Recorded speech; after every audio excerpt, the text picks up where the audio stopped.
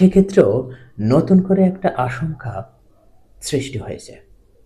একটি গুরুত্বপূর্ণ বড় দেশ, তারা নাকি বিএনপির সম্ভাব্য প্রস্তাবিত যে প্রধানমন্ত্রী হতে পারেন তারেক রহমান, তার ব্যাপারে নাকি তাদের আপত্তি রয়েছে এবং তারা একসময় তারেক রহমানকে নিষিদ্ধ করেছিল তাদের দেশে। বলছি আমেরিকার কথা, যেটা আপনারা অনেকেই জানেন।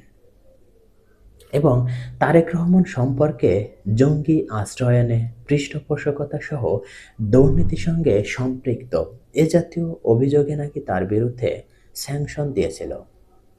সেই স্যাংশন এখনো প্রত্যাহার হয়নি।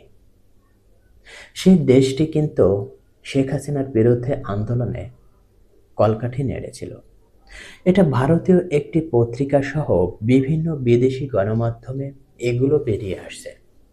তাহলে বিএনপির নেক্সট নেতৃত্বকে, বেগম খালেদা জিয়া, তিনি তো শারীরিকভাবে অসুস্থ। তারেক রহমানের ব্যাপারে যদি তাদের রিজার্ভেশন থাকে তাহলে কি হবে? এটা নিয়ে বিএনপির অত্যন্ত সিনিয়র নেতা যারা আছেন তারা একান্তে বসেছেন এবং সেক্ষেত্রে তাদের ভেতরে একটা হতাশা দেখা দিচ্ছে।